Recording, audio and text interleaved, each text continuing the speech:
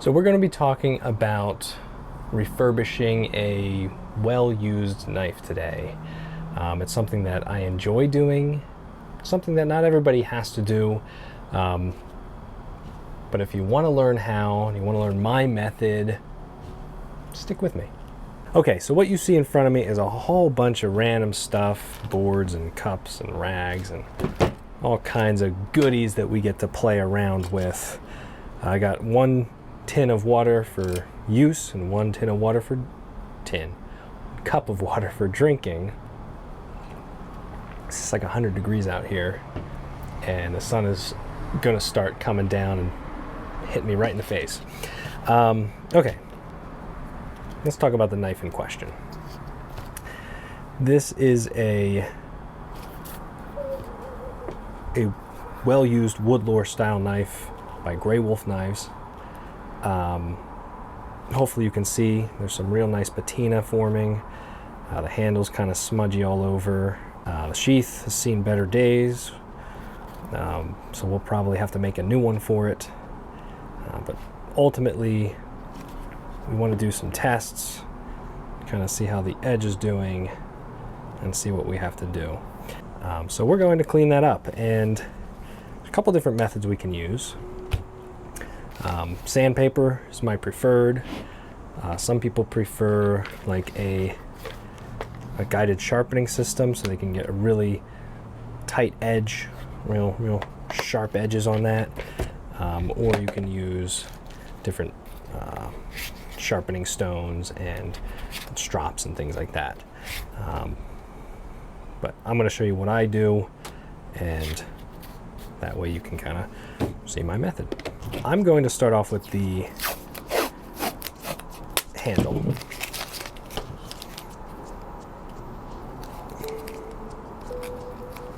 Now this is something you don't have to do.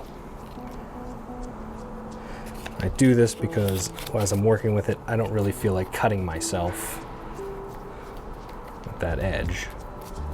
So it's just a precaution so that I can buff around and clean it up without worrying about it. Okay, see, now I can hold that and I'm not cutting myself. Let's just see what happens when we dip this in there.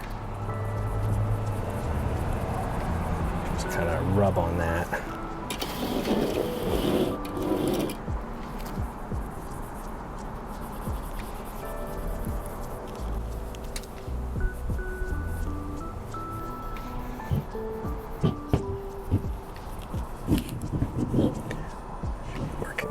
Shouldn't I? All right, so that's basically going to take care of a lot of the surface oils and, you know, any kind of just standard dirt and stuff. This right here, what we could do, this is a car detailing sponge, like a 3000 grit sanding sponge. I don't want to remove too much material, but you can do stuff like this. The downside to doing anything like that is that you run the risk of removing handle material without removing actual metal. So this kind of stuff you want to do with caution, since very quickly ruin some things. It's this spot right here, this ricasso area. I'm seeing a lot of grime buildup right there. And it just buffs that off real nicely.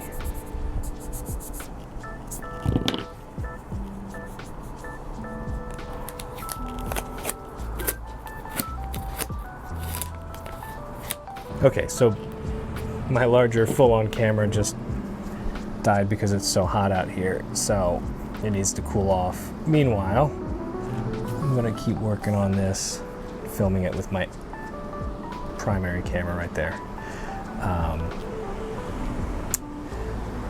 I am once again just trying to clean off the blade, get any gunk and stuff off of it. Sometimes the mess we see is actually sticky stuff whether it be sap or old oils that people put on the blades. This was purchased used, so I don't know what was used to treat the knife, but just examining it, what I know I'm going to have to do is obviously sharpen up that spine so it's nice and usable, clean off some of this flat area here, hone up the hone up the bevel, and repoint that tip so it looks like it was blunted at some point or another. Hopefully you can see that. Like I said, I don't mind a nice patina, but we're going to put our own on through use. I have different sharpening, or different sanding grits that I use. Right now all I have is this 400 grit. That's about the coarsest I have. Just, it's fine. I'll take this wood block, and because I know that this is a flat surface right here, I know that what I can do is place the blade nice and flat on it, and it'll work just fine to well, keep it straight basically.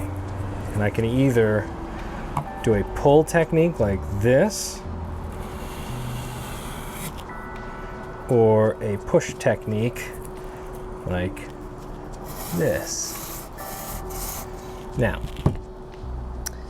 I'm going to want to go in the opposite directions with my other one. So when I go to the 600 grit, I'm going to want to go in the different direction.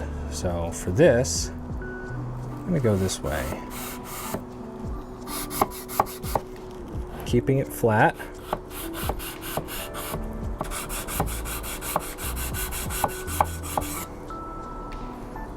Now, you should be able to see already the patina is coming straight off of that.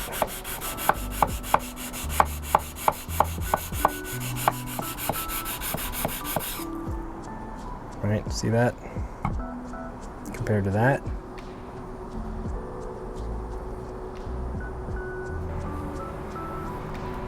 Remove quite a bit of fine particles. The rule is you don't want to move on to the next grit until you've removed the strokes of the previous grit. But I can't tell what the strokes of the previous grit were. So I'm just going to go until I feel confident that I've hit all surfaces. You can see all that's left behind is some very faint pitting. I'm pretty happy with that. I don't want to remove too much material, and I also want to make sure, yeah, it feels nice. Yeah, I like that.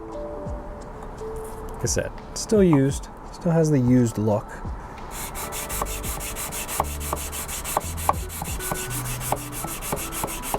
You notice as I'm doing this, I'm moving the blade back and forth a little bit. That ensures that I don't just create the same groove. You don't want to do it too much so you get these weird crisscrossy patterns.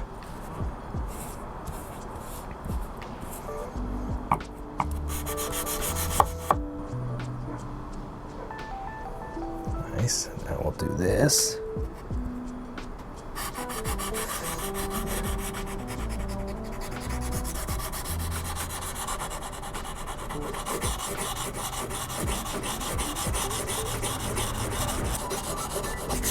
Oops. Yeah, I'd say the tip is getting sharp. Whew.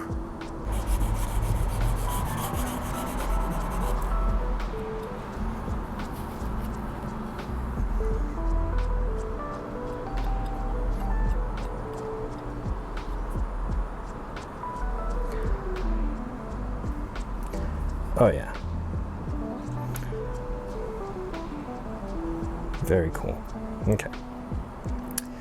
Now some people will sharpen a bevel on the knife same way. They'll take it and they'll just kind of do one of these numbers. Right? On the other side. do the same kind of thing. I'm gonna tape this down because it's moving around too much.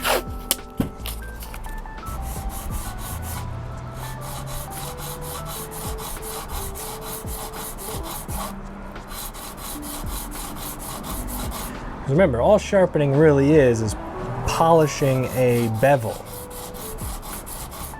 And you polish a bevel the same way. All right, see that?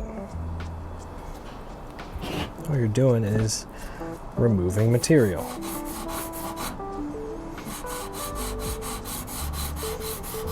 And because this is a Scandi, it's very easy. Just pushing the bevel down. Being careful that you don't remove too much on one side without removing the same amount on the other. That's the big trick.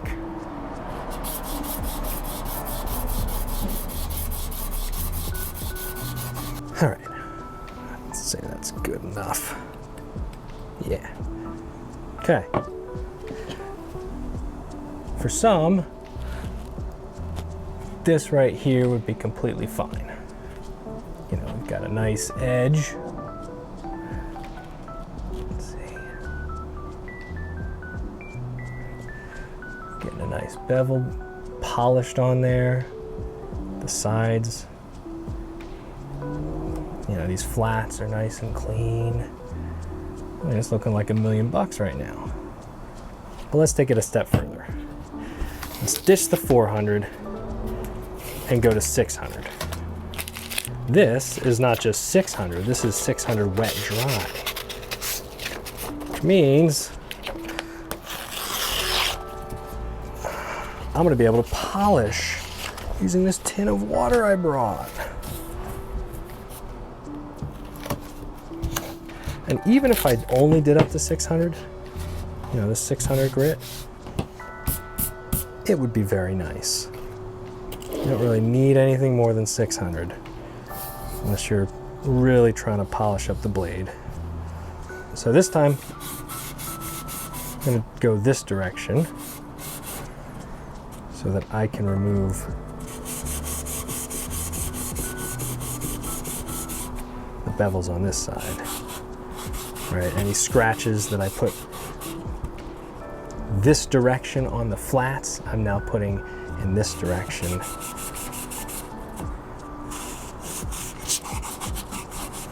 Now the exception to this is I'm not going to do the bevels in the opposite direction because I like my bevels to move in the same direction that I'm going to be cutting.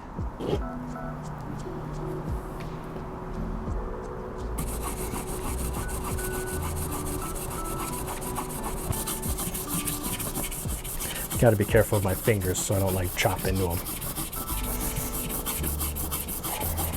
Now ideally, I'd probably do this for like an hour, but it is starting to get really, really hot out here and I'm starting to sweat quite a bit. So I probably won't be doing this for an hour. Oh yeah, that's looking nice.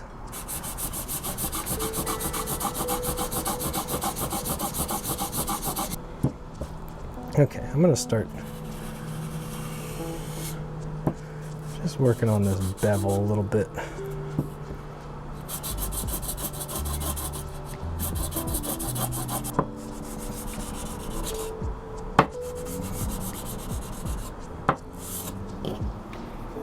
Okay, one way to tell if your spine is sharp enough, if you scrape your fingernail like that, I'm totally getting little shavings off my fingernail, so yeah, it's sharp enough.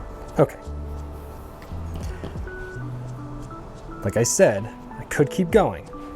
Get this so nicely polished that it's just almost like a new knife, but I want this to be a user knife. And I want it to have character. There's a nice burr that's formed on that guy. So honestly, at this stage, I mean, it's sharp enough. Well, sandpaper's not the best example, but there's a nice burr on there. And the best way to knock that off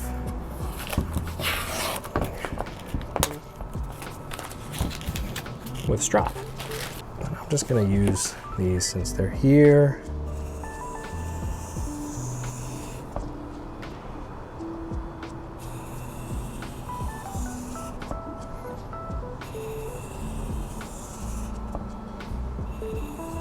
everything's the same method.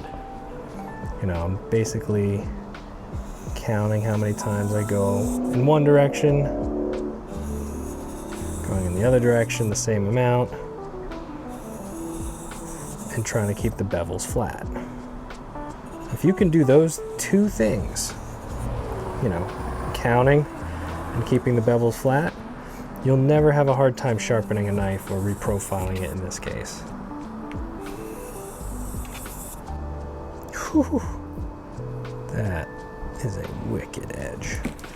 Here we go further. Got a 6000 grit.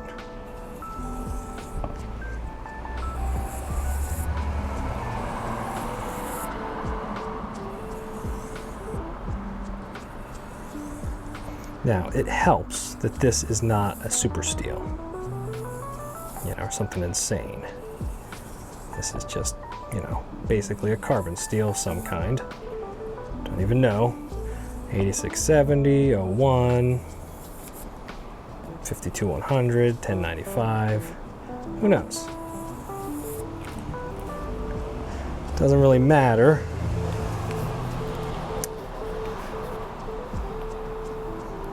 Because that, my friends, is all it takes. So if you find a knife, like I found this one, and it looks all beat up, and you're like, oh, I can't buy that knife. Now you can. Now you can pick something like this up, fix it up, have yourself something that looks exceptional. And I could keep going. I might do it once I'm inside and it's not 100 degrees in my face. But at least for now, that's all you need. Okay. Camera's heating up. My other camera won't even start. But just so you see, piece of paper. Oops.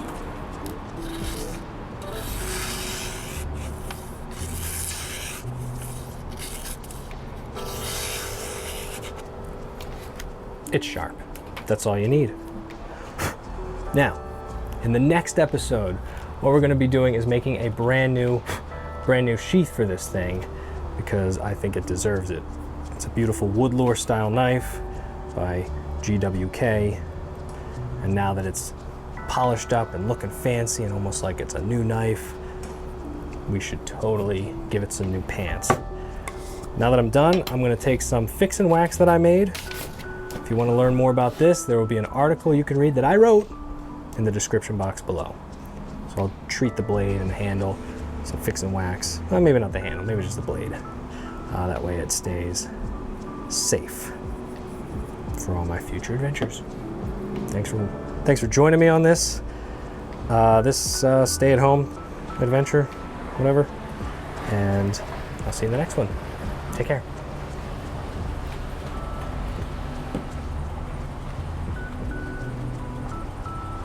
Be super careful when you're doing this too.